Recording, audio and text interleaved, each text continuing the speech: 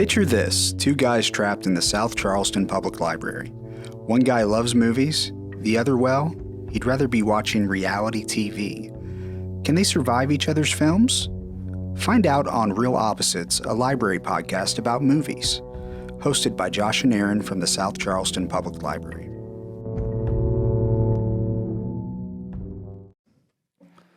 Hey everyone, and welcome back to the Real Opposites. I'm Aaron. And I'm Josh. And we're back to discuss our movies we chose last episode. Well, Josh chose last episode for the Stephen King episode that we're doing. And Should say episode one more time.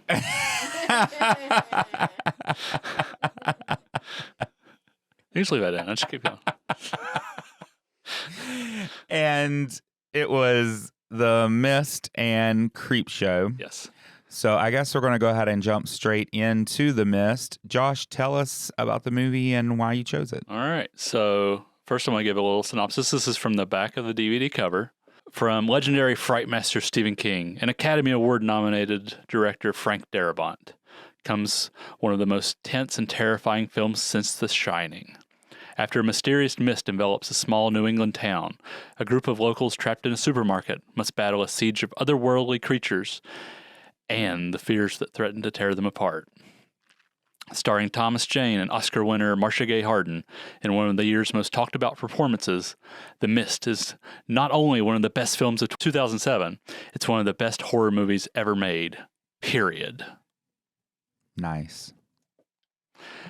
As to why I picked it, because it's getting to be the spooky season. It's the best time of year. Spirit Halloween's officially open. Yes. Leaves are changing. We're about to have our 1 week of fall weather. I hope cool it outside. it feels good. There's nothing like the mornings, and it's it's like a 45 or 50, like 50-ish, and it's like it's foggy. Yeah. Nothing better to start your day. It's just nice it was foggy. great.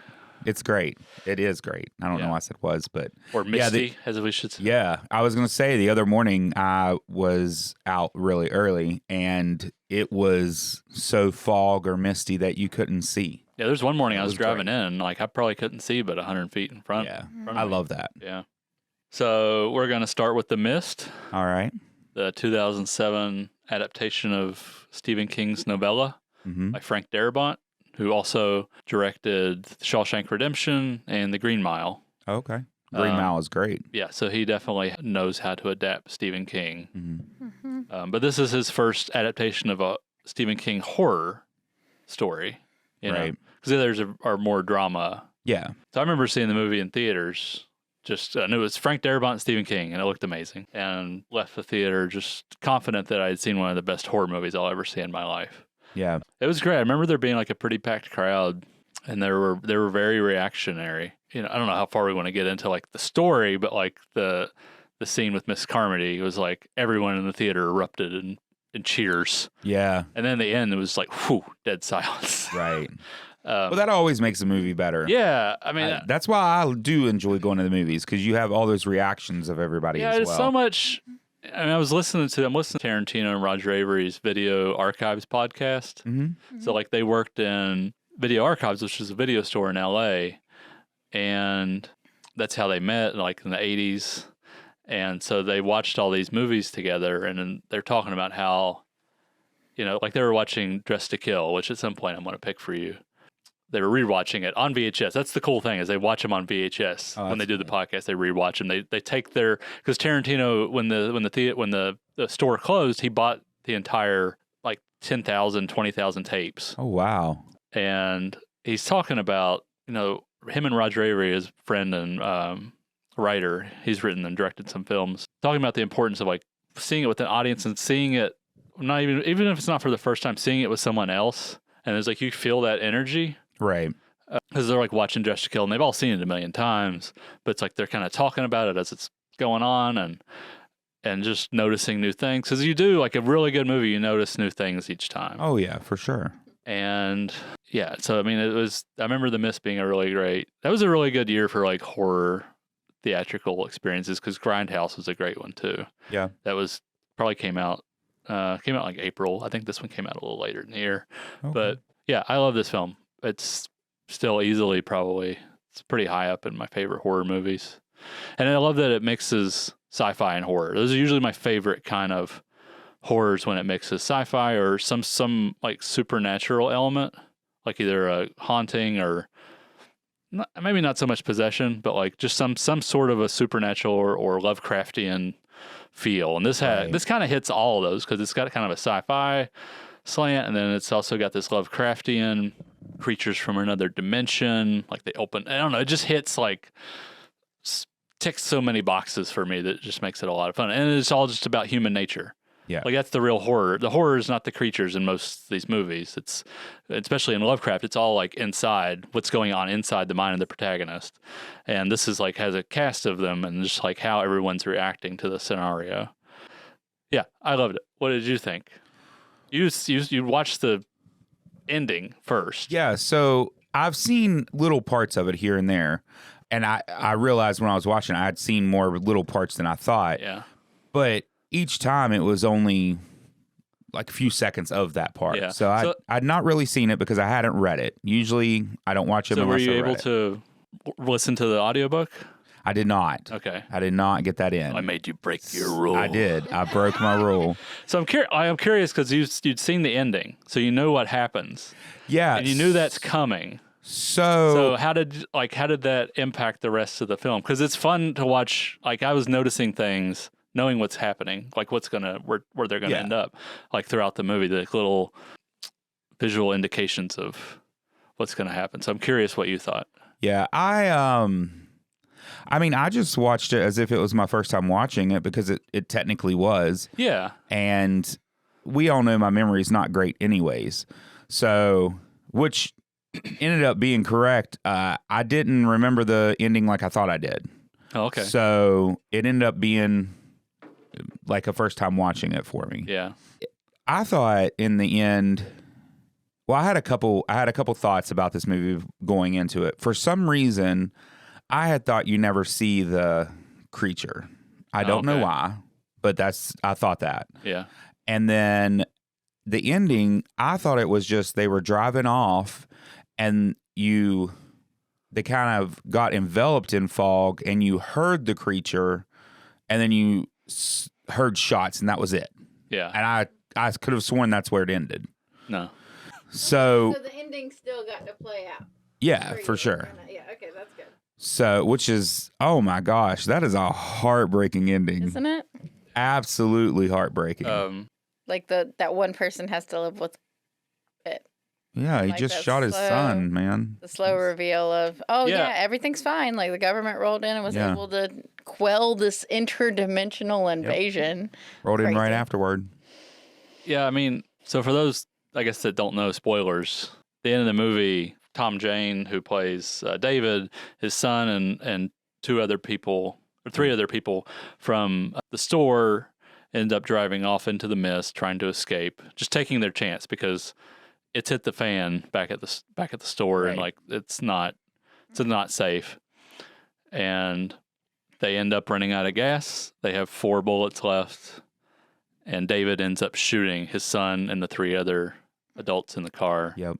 And Thomas Jane in that moment, really, I think he's at first the first time I saw it, I thought his performance was a little too big, but I really like, because he'll like scream and then he'll kind of like stop for a second, but it's like it's the, I mean, I don't know what that would feel like, killing, but just imagining. Yeah, and I mean, and you can see in his eyes like what's going on. They're like the ramifications are hitting him, and then he loses it again, and then shortly after, like when he's like begging the monsters to kill him, the army rolls through. The mist starts to dissipate, and you get a crane shot pulling back, showing him on his knees, as you know, and then the lady that left earlier in the movie, you see her on the truck. Yeah. The one with the 2 kids. One with the 2 kids. So who she, like at the start, like pretty much as soon as they get in there, she's like, I got to go get my kids. Yeah. And she just hightails it. You never see her again. Somehow made it. Yeah. Yeah. I mean, there's a lot to talk about in the movie. Yeah. Yeah, we're just weird, and we're going to start with the ending. Yeah, I mean, because I feel like that's the thing everyone talks about is the ending. Yeah, because it's such a. I mean, it's like I think it's become like one of the most iconic horror endings. Yeah, just because it's so gut wrenching, and the first time you see it, if you don't know it's coming, it's like, oh, yeah, it's a gut punch. So I did get to experience that because you didn't remember how. No, for some reason in my mind there were 3 of them. Yeah, I've for some reason was thinking there was only. I got the number mixed up. Yeah, but I thought there were 3 of them. The son being one, and I thought they all shot themselves. Yeah, or he shot them and then shot himself. Yeah. So I was totally wrong on what the ending was. Yeah. So it definitely was a first time for me. Okay, cool. So that was good. I don't know. I mean, the whole movie is great. It of course I loved it. Yeah. So you did watch the black and white version? I did. After you put in disc 2? Yeah. Aaron texted me the other night and he's like, how do I get to the black and white version? And I was like, disc 2. The worst part is I was doing it for like 15 minutes and going through all the features. Where's the black and white in the menus? Josh lied to me. Yeah, I was like, and I got the case and I looked at the back and I said, well, it says black and white. I didn't know there was another disc in there. I hadn't paid enough attention. I should have left instructions. You shouldn't have to.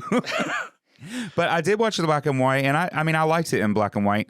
There were a few scenes that I kind of wish I had seen in color, and that was mainly because there was like blood involved and stuff like that. And yeah, like the scene where they've tied the rope to the guy and he's went out. That scene when they're coming back in and the rope and you back see just his lower body clearly covered in blood. Yeah, but I don't know. I think I would have liked to seen the blood in color. Well, I mean, you can always the next time you can always watch the color version. Exactly. You know. Yeah, so I mean, but there was a couple things like that, just people being murdered by the animals or the creatures. But other than that, yeah, I mean, it was great in black and white. I mean, I haven't watched the color version in so long. I just remember it. I mean, that's the way I saw it in theaters. Yeah, but I just haven't gone back after watching the black and white because I just think it just fits the tone of the movie so much better. Mm-hmm. The feel, the mist, the eeriness, like it really amplifies that, I think.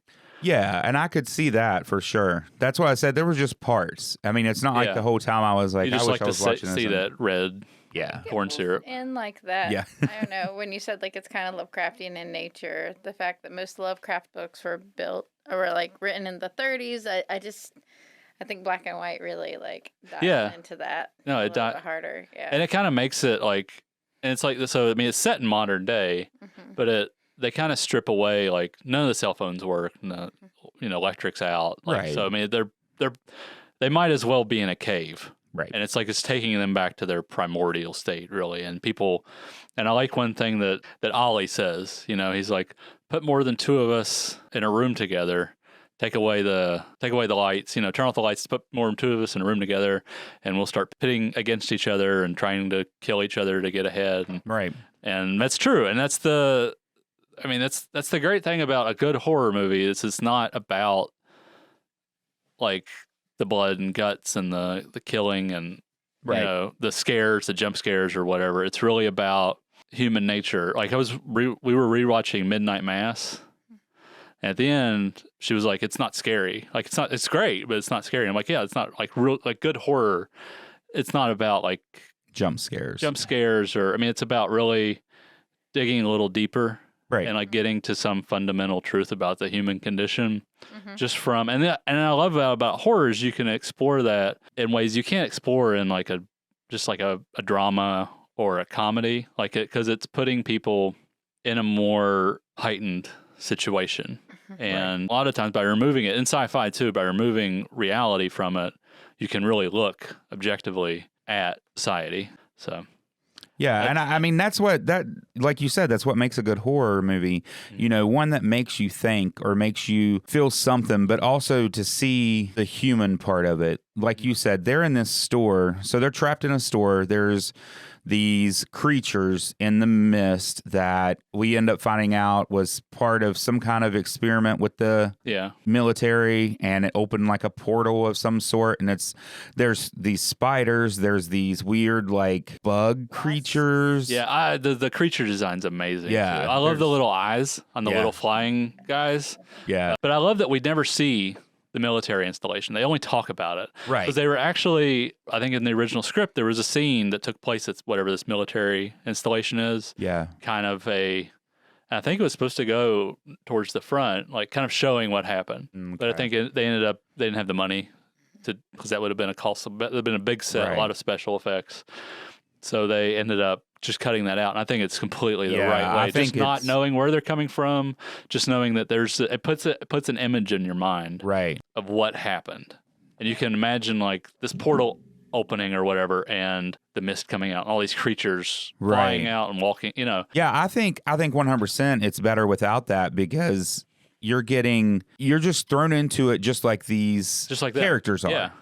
And you don't know any more than they know. Yeah. So, and you find out the same way they find out. And I just think that adds to it. It almost puts you in it a little bit. Yeah, I mean, it brings you into the store. Yeah, You and feel like gets you're you a part that of mindset that they're in. And it's, what would you do in that situation? And any kind of movie that makes you think like that, I think is good horror. I think he got a lot of the camera operators from the show The Shield. I don't know if you remember, like Michael Chiklis, and it was very like kind of gritty, down and dirty, like documentary style. And a lot of the camera work is very intuitive. It's not like locked off shots where it's pretty rare. A lot of it's just very like in your face and handheld, and it kind of gives you a feel like you're there. Like, Yeah. there's usually not a lot of POV shots that I remember, and it's very kind of medium shots, or we get a wide shot if there's something really happening. Mm-hmm. And it gets more controlled once you get outside and you start seeing, especially like when they get in the car at the end, you start seeing the larger dinosaur-sized creatures and everything. I just love how that's what it felt like when I saw it in theaters. I felt like I was just in the store with them. Right. And those are the scariest parts, is just seeing how we react to a situation. And I feel like it's accurate. Oh, yeah. Like that's how people are. People will gravitate towards like Andre Brower, Brent, his neighbor, Yeah. like they'll not, like he's clearly intelligent, well educated, so people will gravitate to him. And then certain people will gravitate to Miss Carmody, even though pretty clear she is way out there. Yeah. And it's pretty clear to us that she's way out there. But I mean, until But in a lot that of the situation. But I mean, even till like at the start, like William Sadler plays Jim, one of the mechanics. At the start, he's just like she's nuts. yeah. Yeah. But then he becomes one of her converts. Right. Well, It's like when the wasps fly in, they don't sting. Like all you need to convince someone that someone's a witch or that you're chosen by a higher power is one convenient coincidence. Yeah, exactly. When your identity's being questioned. Yeah. And I was watching and noticing this time what happens is kind of everyone's fault to a certain degree, because the way that David talks to them can kind of be demeaning sometimes. And I think that's why they kind of get more guarded, like him and his buddy, the mechanic. Yeah. What is he says, like, I don't know if you're just trying to be willfully dumb or dense or something like that, but this is this and this is that. And he's, so there's already this kind of like butting of heads, and it's like neither one's really meeting in the middle to make the situation better. Right. But I mean, it just reveals a lot about how people react, and that's the scariest thing. Is just like Mrs. Carmody, like that's the scariest thing in the world to me, is like that Mrs. Carmody's gang of converts, right? And it's just like it's denying all reason, and I mean they end up killing the soldier just because he's a soldier.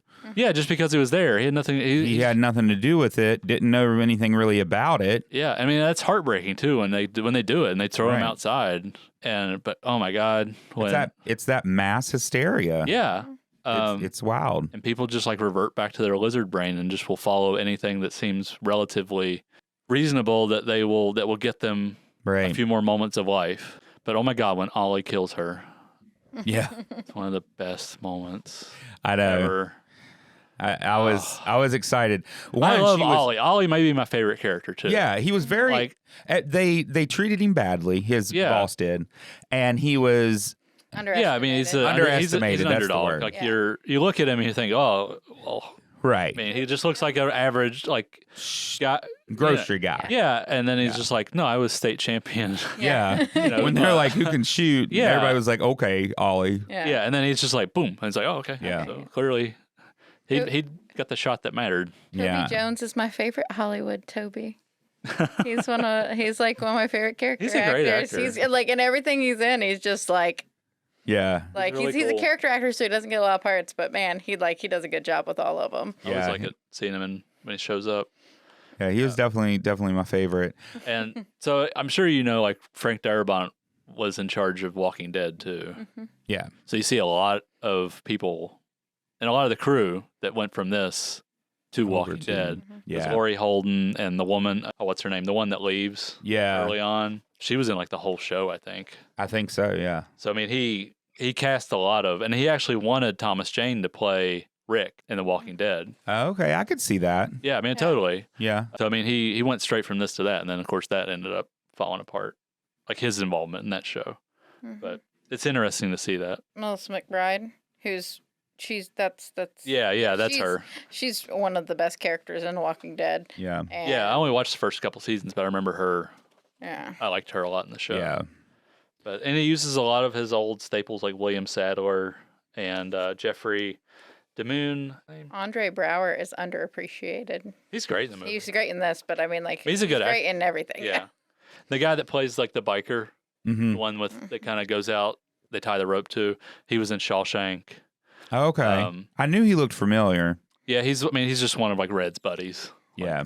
In Shawshank. But yeah, I mean, it's just a really great group of character actors. There's no big stars, and they're just Right. like, it doesn't feel like theater because the camera work is so, on the ground. But Right. it still feels like you're in this one location for most of the movie. And then when they step out and like you see all the creature design and everything, like when they go to the store and all the spiders come out of the Right. guy, and it's just like, it's shocking because it's like, Yeah. like, Jesus. Yeah, I think when I got to that scene, I didn't realize there were going to be multiple types of creatures. Yeah. I mean, like multiple. And so to see some spiders, it was pretty cool. Yeah. And I liked they're kind of webbed up. The guy has spiders bust out of his face. Yeah, there's definitely like an Aliens vibe. Yeah. Like where that's what it reminds me of, like when the people you haven't seen Aliens, but they kind of like cocoon people to the wall, Yeah. and in a kind of like very similar thing, and then like the chest burster comes out. When I was a kid, for some reason, I only ever have nightmares mostly.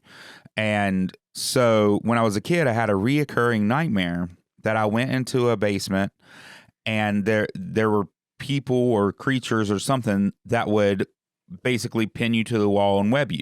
And I don't know where in my life that came from. So I don't know if maybe I saw parts of something like Aliens or something like that. I don't know. Maybe my brain's just weird and created that. I'm not sure. I'm gonna guess that I saw it, but it was just a reoccurring you nightmare like that I scared had. of spiders? No, I love spiders. Okay. I absolutely love them. There's a Goosebumps that also has. I don't know if you read Goosebumps. I as a little did. kid. There's a Goosebumps that happened. So maybe like your Maybe little it was kid just something brain like just ran that. with it. Yeah, because it was more like people that were doing it, Yeah. not so much like a Okay. spider. Not a creature. Yeah. Yeah. But anyways, I don't know. It was just so when I saw that, This took you back to. it kind of was like, oh, Ooh. yeah. I mean, it was a little bit of a trigger there. I would just like to mention before we get too far off all the actors, the Shermanator is in this. Oh, yeah. If anyone has watched the American the Pie. kid that gets pulled Oh, out no. to the garage that they end up. Chris Owen. American I knew Pie. he looked familiar. Yeah, he was in American Pie. He's the Shermanator. He's the Okay. guy I've that's never like- seen that, but I've seen clips, so that's probably what it was. Yeah, he was That's the bag boy, right? In the Yeah, beginning? he's the bag boy that he's the first death, Kill, really. Oh, that And- tentacle. Yeah, and it's like that's the thing is like a good horror movie. Like you really remember and feel the deaths. Like Right. that kid gets like it bites his chest and then Yeah. it's pulling him through, and he's just begging, just trying to hold on to the door. As they're I pulling mean, it it's through. just like you remember. It sticks with you. Yeah, I mean, I think it was done really well. I saw in here Stephen King says that he was genuinely frightened by this adaptation of his novella, and Frank Darabont described that as the happiest moment of his career. Totally. Yeah. And Stephen King does prefer the ending in the movie to his ending. Which the ending in the book, I was looking at it, it just kind of seems like they drive off and you don't really You don't know what happened. you don't know what happens. Yeah. So I mean I get where that works too in a book, but I really think the ending in the movie is better for the movie. Oh yeah, for Because sure. it really that's one of the things that I appreciate most is because it does feel so spontaneous. It doesn't feel like it's predictable.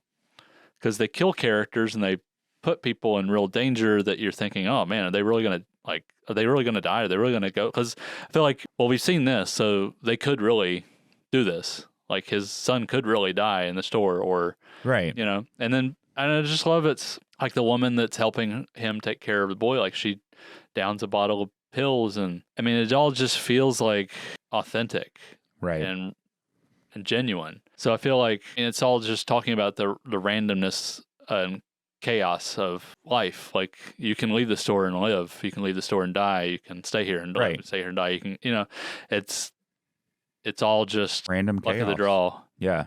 It's not, doesn't feel scripted. It feels like it's just happening before your eyes and you don't know where it's going. Right. I did notice, though, the ending, there was one little moment I really noticed and loved. I think it's right before kind of the whole thing with Mrs. Carmody, and they end up killing the soldier Sam Witwer, and all that kind of happens. It's like the night before, and his son is asking him like, Dad, promise me you won't let me die. Yeah.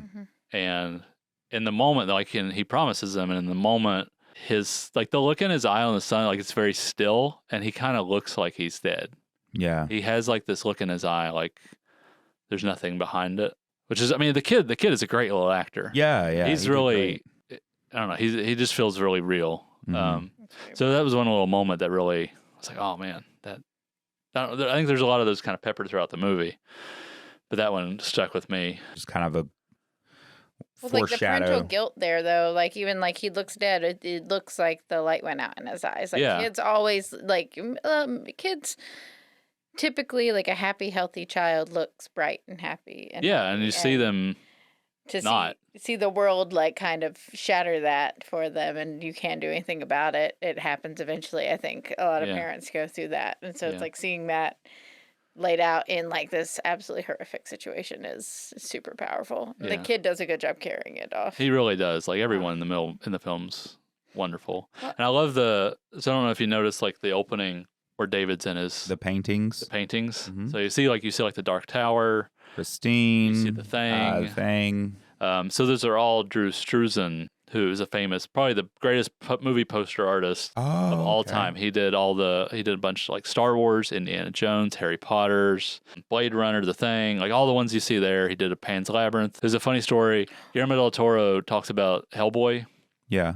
and he talks about, there's a really great documentary on Drew Struzan too. Forget what the name of it exactly, but he talks about making Hellboy, and like he wants to get Drew Struzan to do the poster for the movie, and the studio wouldn't put up the money. So Del Toro paid him like $75,000 to create this poster Wow. or something, whatever it was. Yeah. He paid him to create this poster that they never used. Oh. The studio, even though it was free, like they could have used it, they didn't use it. And it's a gorgeous poster because it's Struzan. I mean, everything he did, like, I think, like, and Darabot's a huge fan of Struzan. Yeah. Because it's like, in a way, it's like, even like bad movies, like he did the Masters of the Universe poster. Mm-hmm. Poster's gorgeous. Right. If that movie had been released, the movie and the poster would have been a huge hit. So something like he did posters for movies that like weren't the greatest, but all of his work is gorgeous. He did the Big Trouble in Little China poster. That's one of my favorites. Yeah. His Temple of Doom one is still my favorite. So he has all those like and it's like through, like, he can capture in a painting better than like the actual Movie itself. His Indiana Jones in the poster is what I think of when I think of Indiana Jones. I don't really think of the movie. I think of the poster. Right. Because, I don't know, he's the way he captures things. Anyway, I just like that. That was like, when I first saw the movie, I was like, nod. Struzan stuff up there. Nice. Yeah. I like it. And what's funny is, so Tom Jane went to Struzan's studio to kind of, because he's painting the Dark Tower, I think, Yeah. in the movie. So he wanted to learn like how Struzan paints. And so I forget how long he was with him. It might have just been a couple days or something. After the movie, like, Struzan comes to the premiere, and Tom Jane said, like, how did I do? And he's like, that was awful. Like, the way that's not how I paint at all. It's like, great movie, but nope, that's not how. You didn't nail it. No. So Tom Jane was like, ugh, crushed. But, That would, I mean, especially if you specifically went to learn that. yeah, but I love like what he says, where he's just like, well, he'll have to extend the deadline, and his wife's talking about it, and he's just like, no, they can just Photoshop a couple Right.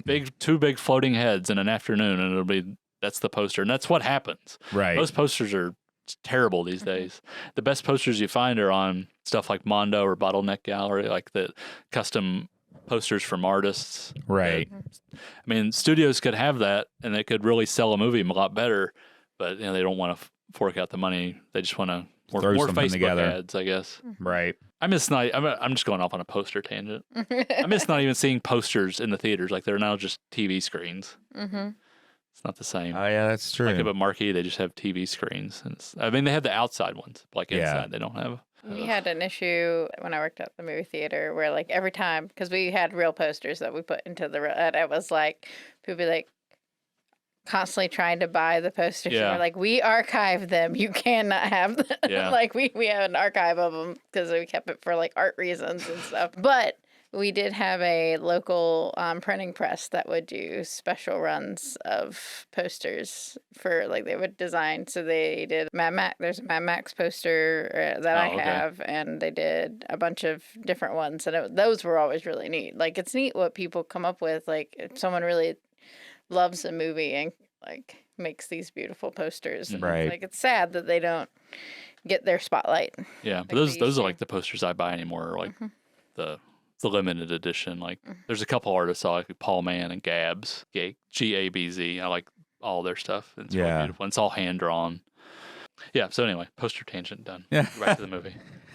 Well, I mean, honestly, though, you would think they'd want to put a little bit of money into a poster because that's what gets you excited. I mean, a trailer too, but I get more excited over a movie by the poster than I do the trailer. Yeah, and I feel like if a good poster, you don't need a trailer. Right. Like, a good poster will tell you what this movie's about. You'll see like a little scene or something in there. You see the characters. It gives you, like, the Big Trouble in Little China poster tells you everything you need to know about that movie. Right. It is just packed, and it's wild, and it's funny, and it's big. Yeah. Yeah, it's a false start, unfortunately. So overall, I think this movie ended up being, like you said, it's a great horror movie because of the fact that it delves deeper than just monsters or creatures that are out there. That's an important part of this movie. But at the same time, the fear comes from within. Like I said before, I think that always makes the best horror. It does. Anything that gets you thinking. Yeah, I mean, if you don't have something that's really getting to something about human behavior, then it's just makeup and effects. Right. There's not really anything there, and it has to be well made. Like, it has, like, the way it's like, that has to hold up what it's about. Right. Exactly. It has to be coherent and seamless. Yeah, and I think The Mist does that really well. I mean, of course, I'm a huge fan of Stephen King, so it's a Stephen King story. So right there, it got me. But with this movie, the way it was shot and all of that, and the different characters and how they're portrayed, it was perfect. It was. There's nothing I'd change about it. I don't think there isn't anything I would change either, to be honest. Is this the best movie I picked for you? I mean, it's definitely up there. Yeah. Yeah. Okay. Yeah. Cool.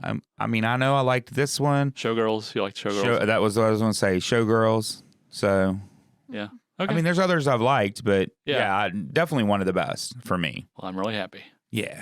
So I guess that wraps us up on The Mist. So we'll take a little commercial break for the library, and then we'll come back and we'll discuss Creepshow. Hi there, podcast listeners. This is Kendall with Youth Services at SCPL, bringing you an update about our October programming. We are very excited that spooky season is here once again, and we will be featuring some fun, festive story times throughout the month. You can join us on Tuesdays at 10:30 for our Spanish story time, or on Thursdays, also at 10:30 for our Words and Wiggles program. And both of these story times are ideal for children from birth through about age 5, great for toddlers, babies, preschoolers, and we just have a lot of fun reading and dancing and playing instruments, and we hope we'll see you there. We also have some great teen programs scheduled for this month. Our Teen Territory meets on Wednesdays in Auditorium A from 3:30 to 4:30, and please note that this is a time change. We were previously meeting at 4, but we moved it back to 3:30. so that we can have more of our teens join us for more of the program. But we will be starting out on the 4th of October doing some DIY spooky stickers and potions. We'll be learning about solar eclipses on October 11th. On October 18th, we are thrilled to welcome a guest speaker, L.J. Fairless of Snodgrass Funeral Homes, to speak about his career in a somewhat non-conventional industry. And we are sure you will be dying to meet him. Just kidding. Anyways, and then finally, on the 25th of October, we are having a Halloween party for our teens. Again, 3:30 to 4:30, entitled Monster Mash, where we will do some fun trivia related to the holiday, play some games, and even read some spooky stories by a flashlight. 2 other big things to mention. We have our Lego night returning on Tuesday, October the 10th, starting at 6:30. Or 6 o'clock, I'm sorry. And that is a great time for kids to come in and build Legos together, meet new friends, bring old friends. You can build whatever your imagination desires or build along with our spooky theme. And finally, we are having Trick or Treat at the library on Tuesday, October the 24th. Starting at 6:30, you can test drive your costume a week before Halloween and come trick-or-treat throughout the library. We will have several stops with our SCPL staff, as well as some great community partners joining us to make a wonderful evening for all of our little ones. So we hope you'll stop by and see us sometime during October. And I'm going to pass it over to Toby for your adult programs. Hi guys. So the first thing we have coming up in October is on October 2nd, we have Intro to Mushrooms, Foraging and ID for Beginners at 6 p.m. and that will be brought to us by some of the members of the West Virginia Mushroom Club. Reminder that SCPL is closed on the 9th for Indigenous Peoples Day. On October 10th at 3 p.m., so an early afternoon program for adults, we will be making Rope Ghost. On the 16th at 5:30, we will have a mini stained glass lamp program where we will be making our own stained glass lamps. On the 23rd, we will be discussing our book club book for the month, California Golden, at 6 p.m. If you would like to pick up the book. Any time this month, you can come by and pick up the book. And for right now, that's all we have for the month of October, though I'd like to throw out a little reminder that on October 14th, we do have our annular solar eclipse, and you'll be able to see that. Make sure you have your eclipse glasses and get ready to watch that. That's on a Saturday, so that's exciting. And it will be from 11:45 to 2:30 p.m. will be the time which the eclipse is happening. Okay, guys, see you on the next episode. All right, we're back from the announcements of the library, and we're going to go ahead and discuss our next movie, Creepshow. So, Josh, you know what to do. Tell us about it and tell us why you chose it. So first, I'm going to read the synopsis from the back of the VHS cover, because Creepshow is it's very pulpy. It's all about nostalgia for childhood horrors, like what you would have read when you were 10 or 12 years old or watched. Shivery delights from 2 masters of the macabre, writer Stephen King and director George Romero. Like Dr. Frankenstein and his monster, or Dracula and his blood-sucking harem, this is a team to be reckoned with. King's works, Carrie, Cujo, The Shining, Salem's Lot, Misery, and many others make him a legend of the Silver Scream. And the same holds true for Romero, whose Night of the Living Dead remains a classic of zombies on parade cinema. The 2 macabre masters combine their terrifying talents in Creepshow and prove why theirs is the teeming horror fans have been deliciously dreading. 5 shockingly clever stories are here, each a virtuoso exercise in fright, told in the ghouls and gags style of classic 50s comics like the legendary Tales from the Crypt. You'll be scared silly as you witness a murdered father back from the grave for Father's Day cake and revenge. A crashed meteor oozing gunk that gets everywhere growing, including human flesh. A professor selecting his screwish wife as his hors d'oeuvres for a ravenous Bigfoot-like monster. A diabolical beach party with Cheers star Ted Danson up to his neck in terror. The gruesome results when a malevolent millionaire who fears insects goes eyeball to bug eye with about 6 jillion cockroaches. King and Romero, the right talents, the right mix of humor and horror. Let the creep show begin. I love it. I also love that every time Creepshow is on the back of the box, it is in italics. Yeah. So good job dramatically reading Creepshow every time. So that's the back of the VHS. Creepshow is all about things you shouldn't be reading or watching when you're 10 and 12. Like, it just has that feel. I remember watching it on VHS probably when I was around that age. Yeah. And it didn't, I mean, I enjoyed it. It didn't quite stick with me as hard as other movies, but years later when I watched it again on DVD and then later on Blu-ray, it's very charming. The style, the comic book style, the animation they use. So they kind of, Romero and King kind of became friends in the 70s and they wanted to work on something. And originally he was going to direct the Salem's Lot movie, but when it was going to become a TV miniseries, he bowed out. He didn't want to be restrained by the TV, by what you could do on TV. Right. So Tobe Hooper ended up making that. But they always wanted to work together. They both loved EC Comics from the 50s. So they decided to just make a horror anthology in that style. I think maybe they even tried to get the rights to use like the Tales from the Crypt name or the Haunted, what was it? The Vault of Terror. Mm-hmm. Because there was a bunch of comics EC made in the 50s, and they were horror, sci-fi, or like Western and noir, but they were notoriously violent, or they had a lot of sex and violence. Yeah. For comics generally they were aimed at everyone. There's no like, this is squarely aimed at a 12-year-old versus like a 19-year-old. They're part of the reason that the comics code was created in the 50s. There was Dr. Wortham. He came out with this book, Seduction of the Innocent, which basically was like juvenile delinquency is because they read comics. Right. That's why, it's boo, censorship's garbage. Yeah. So that's why everyone's mom threw out their comic books in the 50s. That's why it's hard to find old issues of Batman and Superman and Wonder Woman and EC Comics are like, that's why they're worth so much, because they were trashed. Right. Probably same with baseball cards too, to a certain extent. There's like, these aren't going to be worth anything. Yeah. So that's kind of where the inspiration for the movie comes from. Mm-hmm. A couple of the stories, I believe, are based on King stories from books, and the rest of them were written fresh for the film. And Stephen King even stars in one of them. Yeah. Famously. So does his son. Yeah, his son too, which I didn't. I was watching Creepshow last night with the commentary by George Romero and Tom Savini, the makeup artist, and the little boy at the start, like in the that has the comic interludes. Yeah, the one that Tom Atkins smacks. Yeah, it's like, don't read this garbage. That's Joe Hill. So it's like, wow, that's cool. I didn't know that. Yeah. Of course, at that time he was listed as Joe King. It was before he took on the name of Joe Hill and tried to become a writer. But yeah, I knew that going in. Did you? I already knew that they were both in it. Well, you're the king aficionado. So yeah, that's true.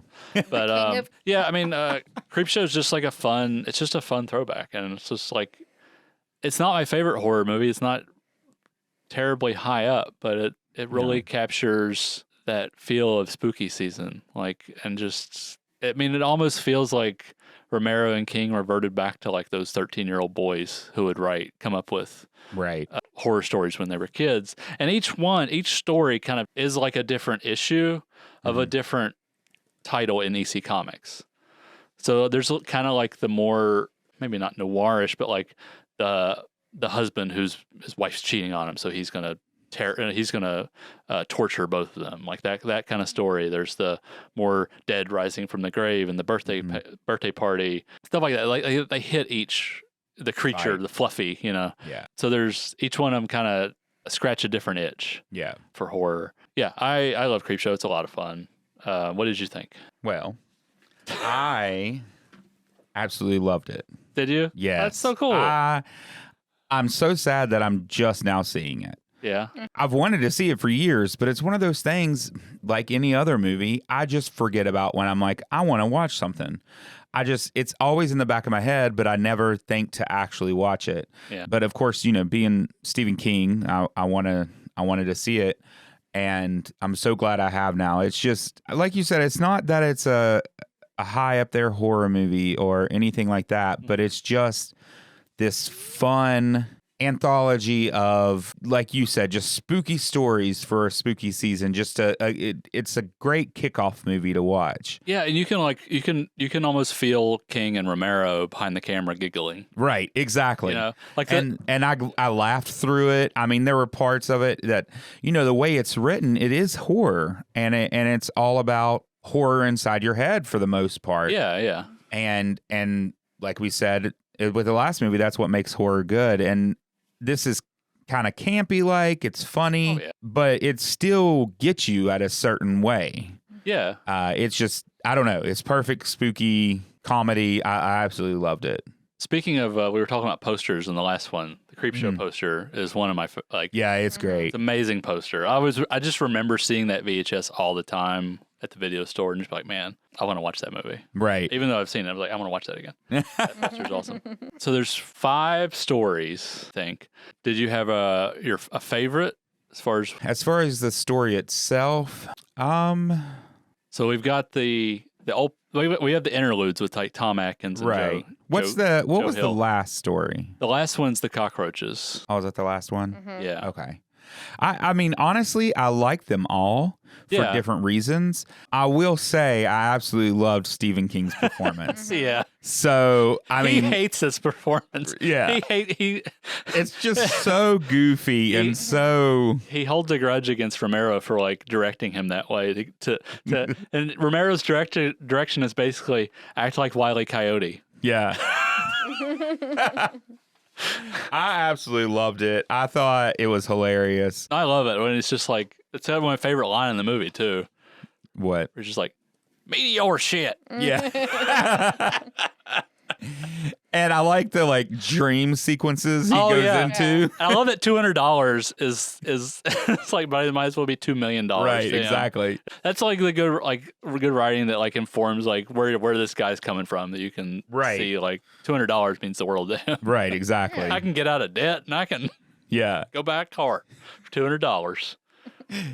Yeah, I absolutely love that. So that was probably one of the ones I really enjoyed because of King being in it. But the story, all of the stories are pretty good. I mean, you have the dad that returns from the dead. Where's my cake? Yeah. Now I will say, in the scenes that he was like rattling his cane, and it started to annoy me a little bit. Yeah. Like for real. And that's the thing. It puts you right there. Yeah. It annoyed you. Yeah. It gives you the sight into, okay, I probably would hit him too. Yeah, exactly. But I will say in that one, I do not understand why the guy that went out, like the boyfriend, Ed Harris. Yeah. Greatest dancing in cinema history. Why he ends up in the grave.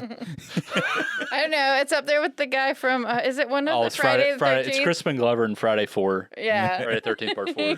But he ends up in the grave, and then he just lays there and watches the stone fall on him. Yeah, I mean, it doesn't make much sense. But it was too much of a pause. Like, it'd be like, scoot, and then he'd just lay there and be like, scoot. I'm like, you could have got up 10 minutes ago. But that's part of it. Yeah. And it's just that campy comic book feel. And it captured that. I love the interludes where it looks like the pages are turning. You see the ads, the old ads, X-ray glasses, and I love it things like that. When Father brings out her head on the platter, and it goes to like a rear projection, like they're in front of like a rear projection screen, and it looks like a big bright red, I don't know, explosion behind them. Like that's. And then it fades into like the comic. Yeah, it's version of that. I mean, it's just like, you can clearly see where I don't know if you watch Tales from the Crypt. Because Tales from the Crypt is adapted from the EC comic. Like some of the stories are from those comic issues, where they had to have clearly been inspired by Creepshow to a certain extent. Like the tone, they really use a lot in Tales from the Crypt, especially, and even like the Crypt Keeper is very similar to the whatever, I forget his name in the movie, like the one that's outside Joe Hill's window. Yeah, he doesn't talk in the movie, but the same as like the Crypt Keeper would introduce. Right. But yeah, it had like a host of its own. Yeah, kind of yeah. But yeah, I love where it goes back, and I love the interludes with Tom Atkins and the kid. Yeah. It's like that's why God made dads. Yeah. It's just like, ugh. That's why God made Like, dads. You're gonna die so bad. You know he's Yeah. gonna die. You know the kid's gonna kill him or something. Oh, yeah. But I think I don't know. I love all the stories. They're all really great in one way or the other. My favorite is probably The Crate. That one is really good. That one really feels like a little mini movie because I think you have the thing like with the party at the start with Hal Holbrook and Adrienne Barbeau, and I just always remember the scene like where she's just like ripping into him at any opportunity. That's what I love. Is just like you really are like, yes, kill her, yes, kill the dad, kill the dad, please. Like I don't want to put up with this anymore. And he just like shoots her straight in the head. Yeah. It's just like, it makes you laugh. And everybody's looking around and clapping. Yeah, exactly. And like, that's the perfect kind of dark humor for like a horror movie. Like Right. And I love that whole section. I love all the stuff with Fluffy, like the design, the crate. I think you might be right. As far as like writing and little mini movie wise, that probably is the best one for that reason. Yeah, I think that one and the one with, forget the name of it, the one with Ted Danson and Leslie Nielsen. Mm-hmm. I really like that one because Leslie Nielsen is... That's the sand one. The sand one where they're on the beach. He is just... Because most people just know him from Naked Gun and like all the spoof movies. But like he was a really good dramatic actor and like he really turns it on. He's really politely intimidating. Yeah. And you know, like I always love the part where I think he shows him the TV on the beach. Mm-hmm. And then Ted Danson turns around and he's like, he's already dug the hole. He's got the shovel and he's going to hit him. And then he's like, nope, I got a gun on you. Yeah. Like, he turns around and he's like, I don't think so. Yeah. I love him in that. Like he's really terrific. Ted Danson's pretty good too. And I don't know if you've ever seen the original Dawn of the Dead. I'm not sure. Okay. But the woman, his wife that he's got that you see on the TV screen, I forget her name. That's the main actress from Dawn of the Dead as well. Oh, okay. That George Romero had worked with a few years earlier. I think those are my two favorites as far as the story. I mean, I love the Geordie one just because it's a hoot. Right. And apparently Stephen King hated the makeup. Like he had a terrible, because he has to put like the thing on his tongue. Mm-hmm. Apparently he has a terrible gag reflex. Oh. And Tom Savini's like, Tom Savini, who did all the makeup, didn't really work on that one too much. I think he was mostly specializing on Fluffy, the birthday cake. Those were like the bigger makeup jobs. But apparently King hated having any of the makeup appliances on him, especially the tongue one, which I get. That's weird. Yeah. Have some fuzzy green thing on your tongue. They had to take a mold of his tongue too. Oh wow. Which is I don't think I could do that. I have a terrible gag reflex. I couldn't do that. But yeah, I mean the whole film is just like it's just fun. Pure comic enjoy, like it's just fun. Pure like spooky horror comedy and entertainment. I mean, it is entertaining for sure. It really just captures the feel of reading one of those comics. Yeah, and that's what I liked about it is every story was different enough that, like you said, it scratches every itch. I mean, you have the one with like Fluffy that it's just a mini movie in itself, and then you know it hits different types of fears too. It does, yeah. And I like that. And Fear of the Unknown is, you know, Stephen King a little bit with the not knowing what the coming out of the meteor or what's happening to him. And then you have, which we haven't talked about, the ending one with the cockroaches. Yeah. So like that one, I watched it with my mom and my sister. Mm-hmm. They were like, nope, we're turning it off. Yeah. So let's get do it. So it's like that's what I was gonna say. I mean, somebody that has like a bug phobia, man, that one. Oh yeah, that one. I couldn't imagine making it through if you do. And even at the end, when I think he's really covered in bugs, and I think they're like coming out of him, or something. And it's clearly like it's a dummy, like it's clear. But it's like it's still the image of that is like you can see all, and you can hear the cockroaches. And it's just really And I think I watched Creepshow first and then went into The Mist. I think because I remember either way, I remember thinking, oh, both these movies have bugs crawling out of their faces. It's true, yeah. Because, you know, in the end when of the cockroaches,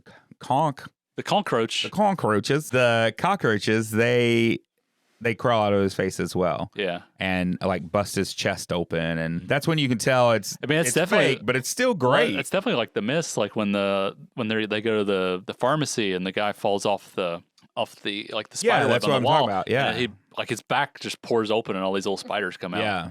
feel like Stephen King wrote both of those. Right, exactly. Seems like. So did you notice the marble ashtray that When they hit him? that's in each episode? I No, did but that- not. Yeah, it's like hidden in each episode. Oh, okay. That's really and- cool. Yeah, in the Geordie Verrill, it's next to the cash box. Department of Meteors. I love that. Like when he's in his little fantasy, it Yeah. says Department of Meteors. Yeah. It's like, I like the doctor's office. It just says doctor's office. Yeah. Like just the things are what they are. Nobody has a name. And something to tide you over. It's on the nightstand next to Richard's bed. In the crate. It's on the writing desk. Okay. And it's in the soap. It's the soap dish when he's washing his hands and they're creeping up on you. And then the wraparound story, it's on Billy's desk. So it's just like this fun little. Yeah, I love thing little that's- stuff like that. Apparently, Leslie Nielsen carried a fart machine. Oh yeah, this is a great set. one. While he was all business in the scenes, Leslie Nielsen had a fart machine in his pocket during shooting. He would let it go off during rehearsals, and just before George Romero would call action, causing Ted Danson and the crew to crack up with laughter.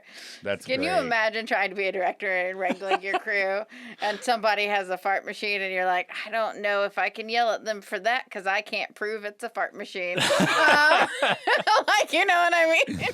That's funny. There was apparently Romero and Savini were talking about Leslie Nielsen was out at a restaurant or bar or something, and he had all these women surrounding him, and he had a fart machine, and they were just thought it was the funniest thing in the world for some reason.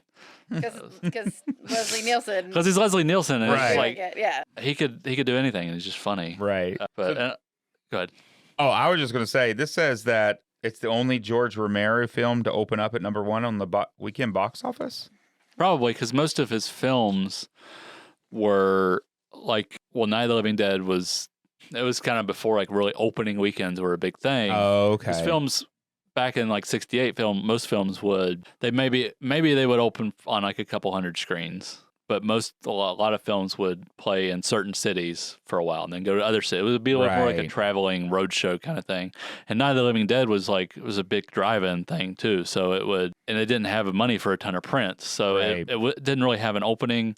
Dawn of the Dead and Day of the Dead, for instance, were all released unrated. So that means they couldn't advertise in certain papers. You couldn't put TV spots on TV. And that's, I mean, I like Romero. I don't think he's the best horror director or anything, but I really admire him for sticking to his guns, because they were like, on Day of the Dead, for instance, they were like, you can have a bigger budget, you just have to make it R-rated. And he's like, no, I will not make this. I'll make this for $1 million instead of $5 million or whatever. Yeah. And I'll make it unrated because that's what I want to do. So the films would like they wouldn't have a big opening weekend because they didn't open on 1,000 screens. Right. So yeah, this was his, I want to say it's his first studio film. Yeah. Like where he's working for Warner Brothers, and it's a bigger budget than he's ever worked with. So yeah, I mean, it is going to be.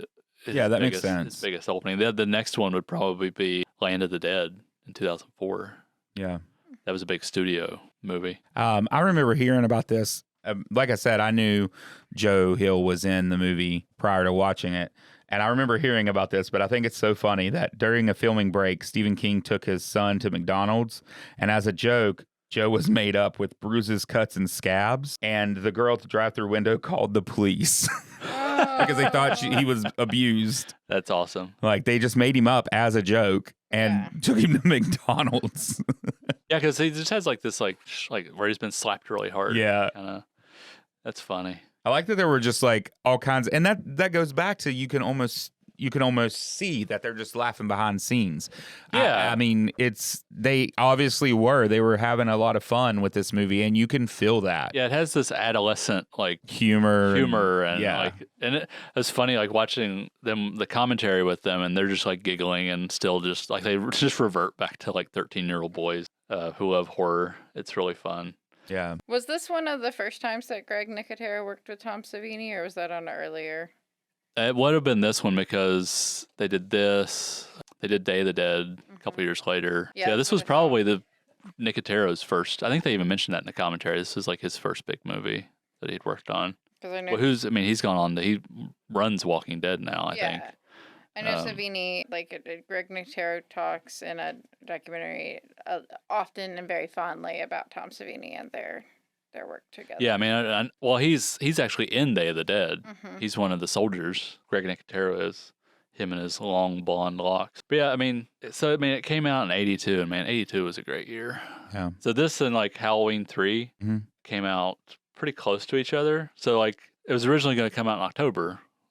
That makes sense. Right. Also, Hollywood, release your horror movies in October. 100%. Stop being dumb. So but they pushed it to November because Halloween 3, Season of the Witch, one of the most underappreciated films ever made, came out.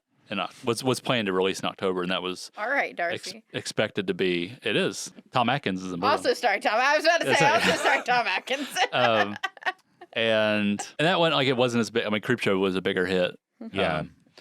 Halloween 3 is a great movie, though. So it's funny they moved it to November, and the Halloween 3 ended up not doing as well as expected. And right. Creepshow would have probably done even better in October. But yeah, Tom Atkins is in both. Sexiest Man Alive. Clearly. Who's Tom Atkins? Tom Atkins is the dad. He's the dad. The dad. The dad of Joe Hill's dad. Yeah. But he's also in Halloween 3. He has like in all the John Carpenter movies. He has, in The Fog. He's like he beds beautiful women. Like he's irresistible. I just love it. He's a great actor, and I would love to meet him at a con. I'm really hoping he shows up at the Nightmare what I'm going to, but. He's just great. I just love him. And just the way he delivers that line, that's why God made dads. It just gets me it just made you laugh. It gets you every time. It does. It really does. So fun fact, this is the first time Castle Rock appears. And I mean, I think it was in the books at this point, but it's the first time it appears on screen or is mentioned on screen. It's on at the end of the one with Stephen King. It's on the roadway sign. Yeah. I noticed that. So that's cool. Yeah. I was watching a video about the Dark Tower series, which popped up in my YouTube, and kind of how everything relates, and it's like, oh my god. Yeah, it was in the Mist, but Miss the Carmody. Yes, she says a line that's actually from Randall Flagg. Yeah, that's in the Tower series, which I have not read because that first book is so like sci-fi western. It's hard for me to get through. One of these days, I'm going to do that series because I've heard it's really good. The whole concept of what he did, how he connects most of his stories are all kind of connected in one way or the other in this universe, and how when I read The Stand, it's been a long time, but I always thought Randall Flagg was like Satan or the devil, and it turns out he's just a sorcerer, like a wizard, more or less. And I that's really cool. So like the idea of all of his Stephen King universe is very appealing, but at the same time, it's like, oh my god, it's overwhelming. There are books about the universe of Stephen King. Oh, clearly, I mean, it's got to be because there's 7 books in the Dark Tower, I think, and then dozens of other stories that are all interlinked. And did you ever see the movie Needful Things? Oh, I love that movie. I used to watch that one a lot when I was a kid, and I can't remember if I watched it or not, but that's one of my favorite books of his. It's not one of my favorite Stephen King movies, and I haven't watched it in a long time. But I remember that movie really capturing that feel of Castle Rock and this little town really well. So as I think of Castle Rock, I usually end up thinking of Needful Things. Okay. Mach von Sydow coming in and kind of worming his way into the town because he's he's a demon or something. He's a devil. Yeah. It's every item is a monkey's paw. That's right. Yeah. Yeah.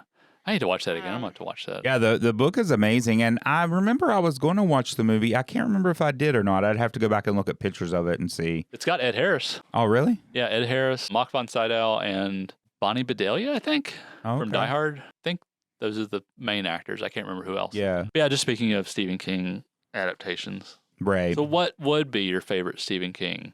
What's your favorite you being the Stephen King aficionado, what's your favorite Stephen King book? What's your favorite Stephen King adaptation on the small or large screen? Well, I always say my favorite book is my first Stephen King book I read, which is Misery. Yeah. That's where I started with King, and I was probably 11. I don't know. That's in his top 5 Stephen King books. Yeah.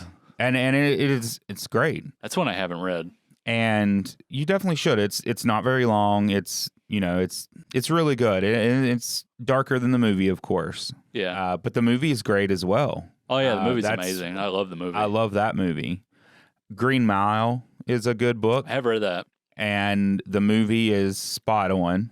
It is forever long, but it's one of those movies like you don't even notice it's that long because it's just it pulls you in right away.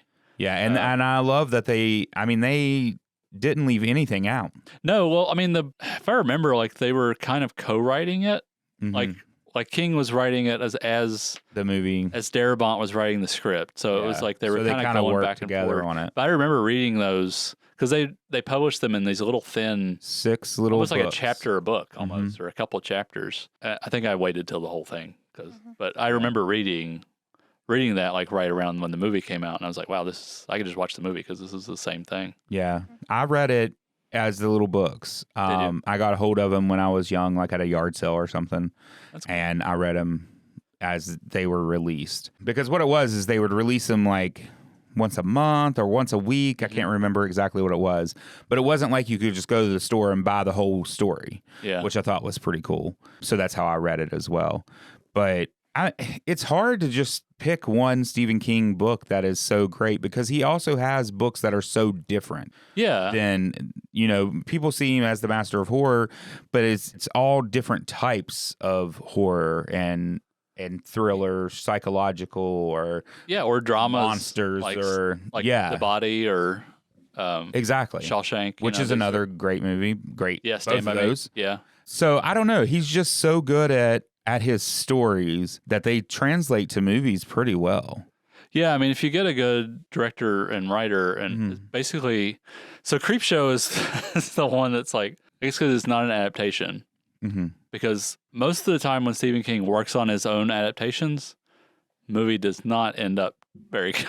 Yeah. Like Maximum Overdrive, for instance. Although I love that movie. I mean, I love the movie. I love the movie as, it's goofy and fun, and Stephen King was coked out of his mind when he made it. Right. But like in the Shining TV miniseries, like the things like what that he's directly involved in are yeah. But so I think when someone like Kubrick, or which I mean we've talked about that, but like De Palma or John Carpenter, and he's had a lot of good filmmakers adapt his material, and that's the important, like those, when he gets a really good writer or director that really gets the feel of the book, right? Like Darabont. I mean, Darabont's, he's pretty slavish to the books. Yeah. But he does, alter and change. Right. Because it's adapting to he just strikes the right balance. Yeah. I mean, there has to be a little bit of change and a little bit of adaptation when you're taking a book and turning it into a movie. Yeah. I mean, some things just don't work on exactly. screen. But you have to keep that overall feel. That's what's lost a lot of times, I feel like, when there's a book to movie situation, is it loses that feeling you get when you read it. Yeah. Yeah, because there's a tone to his archetypal Stephen King protagonist or Stephen King setting. Like, Castle Rock in New England is kind of like that's where most of them are set. There's always a lot of like childhood trauma that later comes back to an adult, to older character. Like there's staples that he uses, but he works them into a different story, right? Into a different genre, kind of. Yeah. And that's why I think just he easily became my favorite writer. Is I started young with him, but he's evolved as well. I mean, now you have stuff like the Mercedes series and Holly that just came out, and that's more kind of crime based, but then there's definitely Stephen King twist and his spin of things throughout the whole book. Yeah. So you're reading a King book, but it's also different. Yeah. And he stays with like a horror type genre, but it's almost like it's part of another genre every once in a while. Yeah, totally. Today is actually Stephen King's birthday. Oh, really? Yeah, 21st. Oh, yes. It is the 21st. Yeah. Yep. Wow. I forgot it was the 21st. It's also my grandpa's birthday. Oh, wow. That's how I remember Stephen cool. King's birthday. So yeah, that's awesome. That's pretty cool. We're doing this on We're recording on his birthday. That's great. I mean, it won't be released on his birthday. It won't be released, but just know that we are honoring Stephen King by recording a podcast on movies. On his birthday. Stephen King movies. I would throw out there that this has probably been one of my favorite episodes. Good. I mean, obviously, it's Stephen King. I mean, I wanted to hear. I mean, it's your thing. Like, I want it. Yeah. Like, Stephen King's your thing. So I want. I mean, I love Stephen King too, but I mean, it's kind of your thing, like that and Scream, or your things, and Brittany, I guess. Yeah. Well, I mean, it's like people come in and they're like, recommend a book for me, and I'm like, will you read Stephen King? But I have gotten a lot of people that don't read Stephen King to read Stephen King. Yeah, I think because there are some of his books, 11/22/63. That's a great book. The miniseries is great. I haven't read the book. I haven't watched the miniseries. I tried to watch it like right after I read the book, and it didn't. I have a problem when I go straight from the book to the movie or something like that. Sometimes if it's too different, I can't watch it. So I have to go back eventually. But that's a great book for anybody to read. And that's what I say. He has those books that, some of them are deep and dark and gross or sexual, whatever. It just depends. I mean, it's a Stephen King book, but there's a lot that are anybody could read, I think. Yeah, they're more if you're not into horror or creatures more and all that, that you can get into. But yeah, I think that's why I thought this episode was fun because, I do read Stephen King, big fan of Stephen King. I like a lot of the Stephen King movies, but to have you pick some that I haven't seen and then watch them and discuss them, like that was fun. I really liked it. I'm glad you had a good time. Yeah, it was good. I guess overall that is our Stephen King episode. Put a nail in this King-tastic episode. That's right. Happy birthday, Stephen King. Happy birthday, Stephen King. Happy birthday. And I guess we need to do movies for our next episode, which will be our October 15th episode, still in the spooky season. So we're going to keep with horror themes. So, Aaron, what do you have for me? Okay. So, I couldn't decide. I know. You were having a lot of issues. So what I have decided to do is let you choose your own fate. Oh, I like this. So I have these papers with movies written on it. These are, you can't see these, but these are like the tiniest pieces of paper. Let me get a bowl because or something. here's the thing. I need a magnifying glass. Hold on. What I was going to do was I was going to bring like a box or something to like have you pick them out of. But then I knew you'd be like, well, what's that? And then I'd have to tell you ahead of time. I wanted to wait till, so I made them really small so I could. Okay. Well, I did not see them until now. So I think, what did I have? I'm just going to random draw it out of a box. Yeah. Okay. So I thought, that's kind of horror-esque. No, I like it. Let you reach into a box and we'll see what your fate is, I guess. I'm really scared. He was mentioning a lot of things yesterday. Yeah. I'm so excited right now. What is it? No cheating. Is it blank? Where's it at? Oh. Truth or Dare. Okay. Okay. So the only thing about Truth or Dare, I do think it was a Netflix movie. I don't think so. I think it was. Was it? Okay. I think it was. I watched it on Netflix, I think. So Truth or Dare is going to be the one we're going to watch, I guess. Rhinefield. What's Rhinefield? Renfield. Oh, yeah. You just can't spell.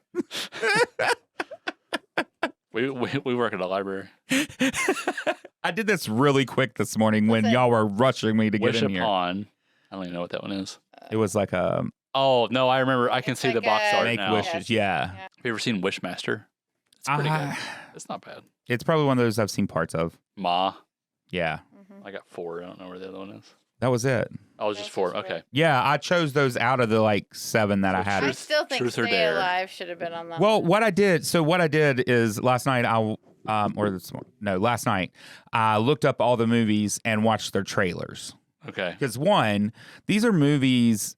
Renfield I haven't seen. It's something I want to see. But the other movies are mostly movies that I've seen back when they came out, and I just really liked them then. Okay. So it's also going to be kind of interesting to see if I still like Truth or Dare.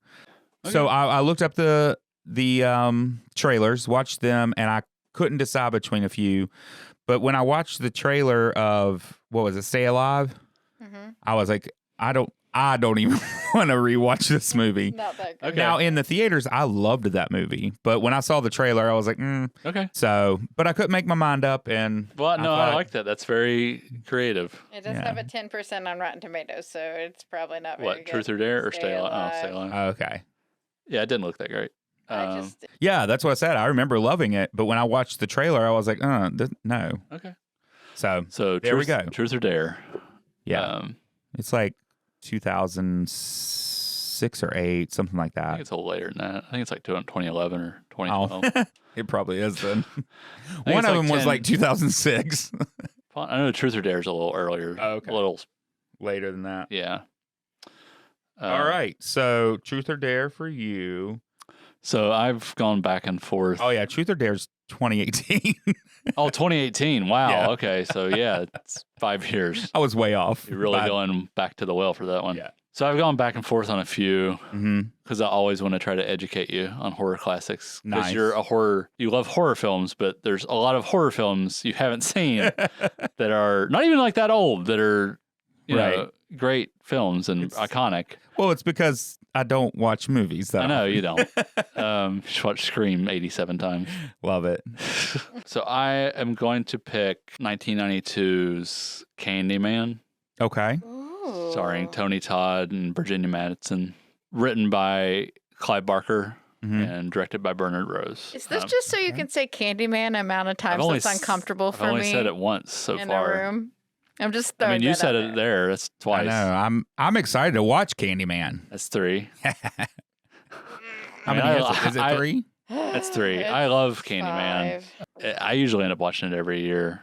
It's Tony Todd's amazing in it. It just really captures urban legend, kind of folklore, Mm-hmm.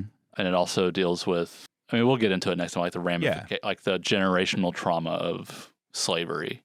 Yeah. So it's a really, it's just an amazing film. The score's great. Tony Todd's amazing. I'm excited. Yeah, and I mean that you've never seen it. It's like that needs to be corrected. Right. So yeah, it's gonna be Candyman next time. Oh, I don't see him anywhere. Yeah, I was just looking for him. Listen, guys, I was looking for him. I don't Be like my it. victim. It is a movie I've always wanted to see, mainly because when I was younger, there was a cousin of mine that I don't know if she had seen it or what, but she was scared of Candyman so bad. She would not go to the restroom by herself. That's awesome. So we were really mean, Yeah. and us older kids would play Candyman. Like, we'd be like, let's go outside and play. And we'll be like, we'll play Candyman. And I don't think half of us even knew what it was about. But we told her Candyman lived under my grandparents' house. That's So awesome. we would be playing, and then randomly we'd open the underneath of the house and just leave it until she realized it was open. That's great.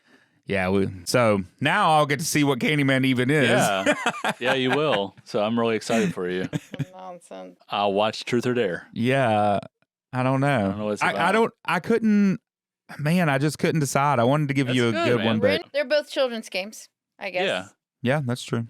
Yeah. I suppose. So I think it'll be fun. It'll be fun. Like I said, we'll see if I even like Truth or Dare when we watch it. It's been so long. I thought it'd been way longer than that. I mean, to be fair, I thought it came out like 10 years ago. That's Yeah. because a movie like that comes out every like 4 years. That COVID Yeah. brain. But I think it'll be fun. So join us next time for our second Halloween-esque episode. Yep. Which, I mean, I'm so for just turning this podcast into that. Listen, Just throwing that out there. if you're one of our roughly 20 listeners and you're interested in it becoming a horror-only podcast, we need you to speak out strongly and with no qualms about it. Visit our Real Opposites Facebook page. Yes, Right. And let us so. know. Exactly. Yep. Talk to us. Or Talk give to us us. suggestions. Yeah, or Yeah. suggest things. Tell We'll us- take tell your us what you wanna suggestions. hear. No one ever talks to us. We're very bored on our social media. So, Yeah. say something. Exactly. So visit us on our Facebook and, talk to us. Let us know what you want to hear. But I guess until, Or come into the library and tell it There to you our go. faces. yeah, that works too. Aaron's usually wearing a backwards baseball cap at the front desk, and he has long hair. So just chime in with him. It'll be good. Travis won't know what's happening. Travis. Aaron has a stunt double at the library. But I guess, so that's what we'll be watching next time. But until then, I'm Aaron, I'm Josh. and this has been The Real Opposites.